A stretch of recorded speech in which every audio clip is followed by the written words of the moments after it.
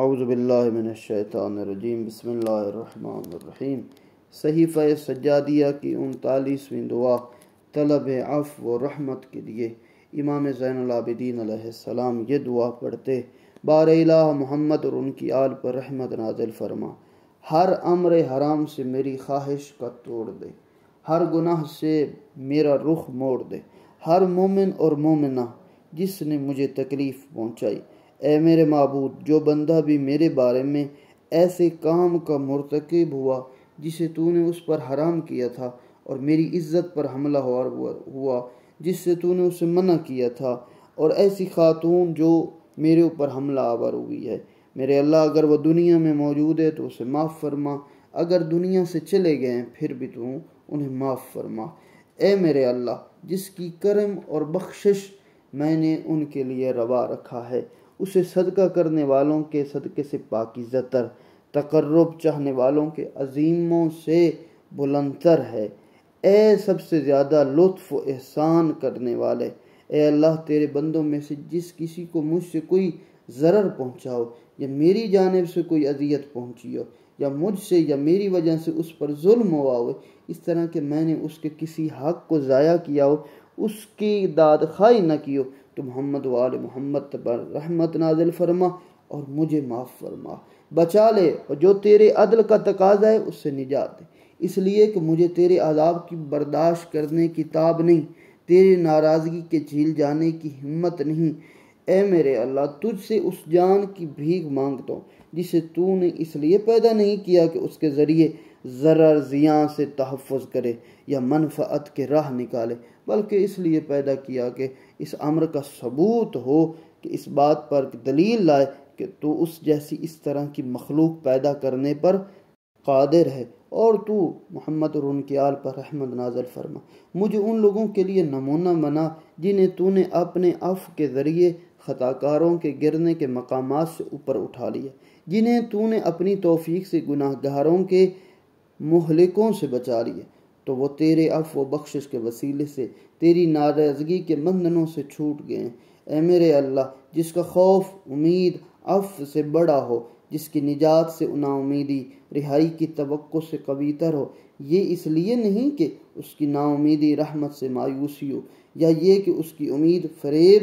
کا سبب ہو نتیجہ، بلکہ اس لیے کہ اس کی برائیاں نیکیوں کے مقابلے میں کم، گناہوں کے تمام موارد میں عذر خواہی کے وجوہ کمزور ہے۔ لیکن اے میرے معبود، اگر تو اس کا سزاوار ہے تو راست باز لوگ بھی تیری رحمت کے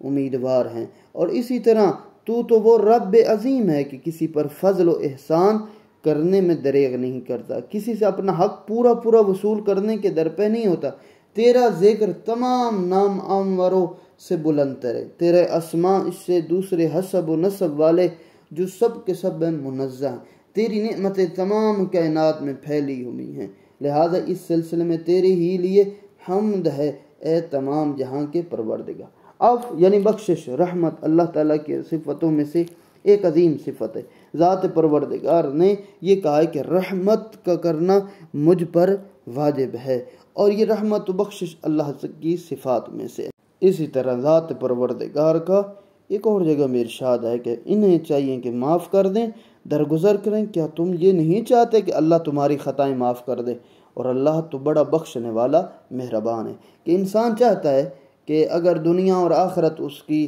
کامیاب ہو اور اللہ اسے معاف کر دے، تو اسے بھی چاہیے اپنے اطراف میں جتنے لوگوں نے اس پر زیادتی کی ہے، ظلم کیے، تو انہیں معاف کر دے، اور اللہ بھی اسے معاف کر دے گا۔ جو شخص اپنے کسی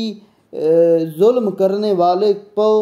خدا کی خوشنودی کے لیے معاف کر دیتا ہے، تو اللہ تعالیٰ قیامت کے دن اس کی وجہ سے اس کی عزت اور رفعت میں اضافہ کر دے گا۔ یہ رسول اللہ کا فرمان ہے، اور امیر المومنین نے بھی ایک جگہ پر وصیت میں ارشاد فرمایا کہ اگر معاف کر دوں تو یہ میرے لیے رضا الہی کا باعث ہے، وہ تمہارے لیے بھی نیکی ہوگی، لہٰذا معاف کر دو۔ کیا تم نہیں چاہتے کہ اللہ تمہیں بخش دے؟ یعنی اگر تم اللہ کے دوسرے بندوں پر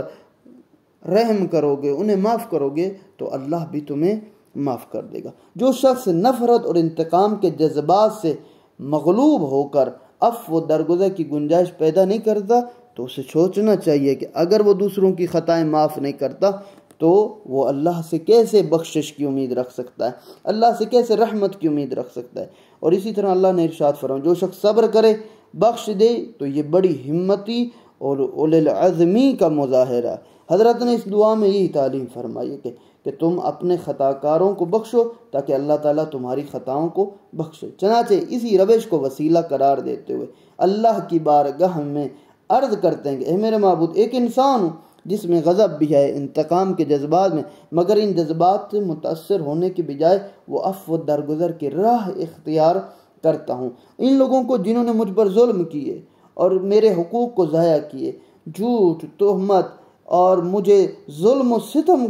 کیا ہے میرے اوپر، وہ زندہ ہیں یا مر چکے ہیں، سب کو معاف کر دے اور انتقام کی بجائے تجھ سے ان کے لیے دعائے خیر کرتا ہوں۔ اور جو شخص نے اس طرح دعا کرتا ہے تو ذات پروردگار بھی اسے دنیا اور آخرت کی جتنی نعمتیں ہیں اسے عطا فرماتا ہے۔